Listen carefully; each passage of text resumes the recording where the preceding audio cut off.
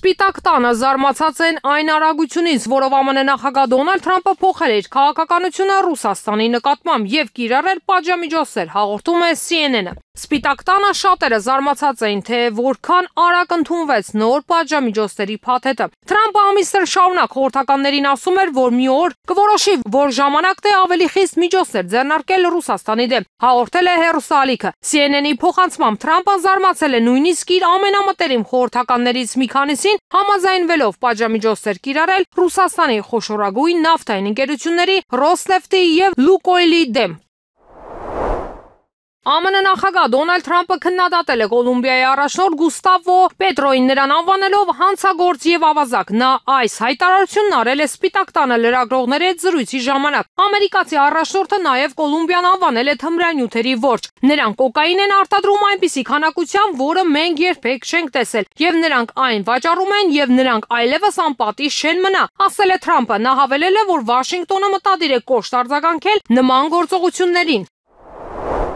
Եվրոպական հանձնաժողովը շարունակում է Կիևի համար 140 միլիարդ եվրոյի վարկի նախապատրաստումը սառեցված ռուսական ակտիվների միջոցով։ Այս մասին հայտարարել է Ֆինլանդիայի վարչապետ Պետերի Օրպոն, ինչպես մեջբերում է ՌԻԱ Նովոստին։ Նրա խոսքով այս հարցի շուրջ աշխատանքները շարունակվում են չնայած Եվրամիության եզրակացություններին։ Եվրամիությունը նախկինում հետաձգել էր Ուկրաինայի համար այսպես կոչված փոխհատուցման վարկի շրջանակներում ռուսական սառեցված ակտիվների օգտագործման վերաբերյալ որոշումը մինչև դեկտեմբերյան գագաթնաժողովը։ Ինչպես նշում է Պոլիտիկոն, փոխհատուցման վարկի հարցում առաջընթաց չի գրանցվել։ Գագաթնաժողովի եզրափակիչ հայտարարությունը պարզապես հանձնարարել էր Եվրոպական հանձնաժողովին դեկտեմբերին ներկայացնել նոր առաջարկներ։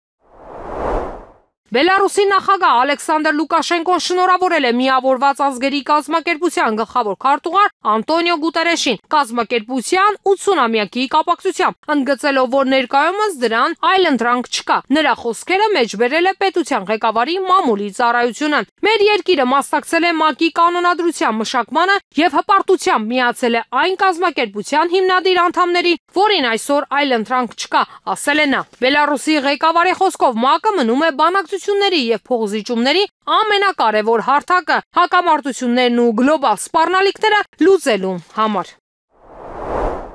Չինաստանը ոչ մի հետաքրքրություն չունի Ուկրաինային օգնելու հարցում, ոչ էլ ցանկանում է, որ Ռուսաստանը պարտվի։ Այս մասին հայտարարել է Ուկրաինայի նախագահ Վոլոդիմիր Զելենսկի նախագահի գրասենյակի YouTube-յան ալիքով հեռարձակված մամուլի ասուլիսի ժամանակ։ Չինաստանի նախագահ Սի Ցզինփինը ինձ ասաց, որ զենք չի վաճառի։ Ես մեկ բան գիտեմ. Չինաստանը օգնում է Ռուսաստանին։ Չինաստանը չի օգնում Ուկրաինային։ Չինաստանը հետաքրքրված չէ մեր հաղթանակով եւ Ռուսաստանի պարտությամբ, ասել է պետության ղեկավարը։